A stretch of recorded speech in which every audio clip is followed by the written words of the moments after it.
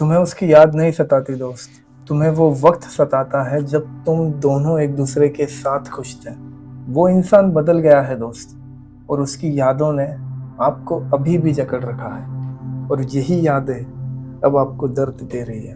रात के 2 बजे है, आपको उनकी यादें बार बार बार बार सताए जा रही हैं। आप आपके फोन को स्क्रॉल करे जा रहे हो, उनकी पुरानी फोटोज, चैट्स, सब कुछ देख रहे हो कि कहाँ गलती हुई थी, देख रहे हो कि कहाँ गलती सुधारी जा सकती है। आपको लगता है कि आप उसे मिस कर रहे हो, लेकिन ऐसा नहीं है।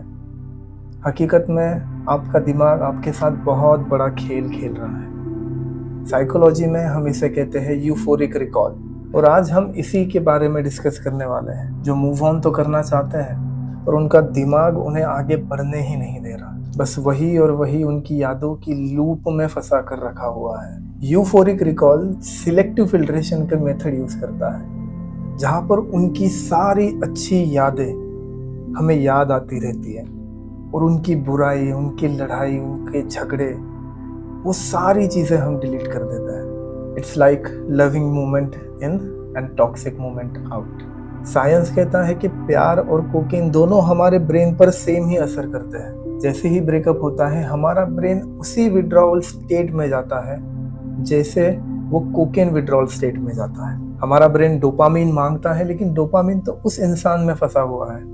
जब वो इंसान मेरे पास आएगा तभी तो मैं डोपामीन रिलीज करूंगा, लेकिन अब वो इंसान तो आने से रहा।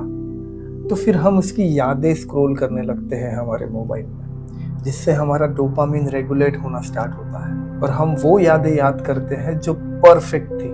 यहाँ पर आपको उसकी लड़ाई नहीं याद आएगी, यहाँ पर आपको उसके टॉक्सिक बिहेवियर नहीं याद आएंगे, यहाँ पर आपको याद नहीं आएगा कि किसी और के लिए उसने आपको इग्नोर कर दिया था। यहाँ पर बस आप उन्हीं यादों को इकट्ठा करोगे जिससे आपका डोपामिन बूस्ट होगा, जिससे आपका मूड एलिवेट होगा। और रात को 3 बजे जब आप ये चीजें कर रहे हो, उसकी यादों को याद करके मुस्कुरा रहे हो, तब हम इसे कहते हैं रोजी रेट्रोस्पेक्शन, जिसमें आपका दिमाग डायरेक्टर बन चुका है, और उसने सारे हैप्पी मोमेंट्स एडिट करके एक मूवी बनाई है, और सारे टॉक्सिक मोमेंट्स डिलीट कर दिए हैं। लेकिन अपने आप से एक सवाल पूछो कि अगर वो इंसान इतना ही परफेक्ट था तो अब कहाँ है? क्यों वो बदल गया? क्यों वो आपको छोड़कर चला गया? क्यों वो किसी और के साथ अपनी बाहों को शेयर कर रहा है? क्यों आप अपने बेड पर अकेले लेटे हुए हो?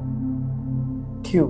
याद रखो, जो वर्जन आप मिस कर रहे हो, वो वर्जन आपके पास कभी लौट कर वापस आएगा ही नहीं, और वो वर्जन अब जा चुका है, डिलीट हो चुका है, या शायद वो वर्जन अब किसी और के साथ अपना वक्त बिताने में व्यस्त है।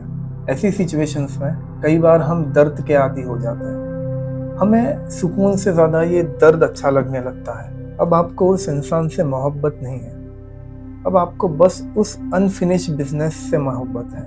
आपका ईगो चाहता है कि वो वापस आ जाए ताकि मैं जीता हुआ महसूस कर सकूं। लेकिन मैं आपको एक बात बताना चाहता हूँ कि उसके जिस वर्जन के पीछे आप भाग रहे हो, वो वर्जन आपके पास कभी लौट कर आ ही नहीं सकता। और जो वर्जन आपने देखा हुआ है मेरे दोस्त, वो एक घोस्ट है, एक परछाई है, और परछाई के पीछे भागने वाले को कभी भी मंजिल हासिल नहीं होती। इसीलिए एक कागज उठाइए और उसके 2 हिस्से कीजिए।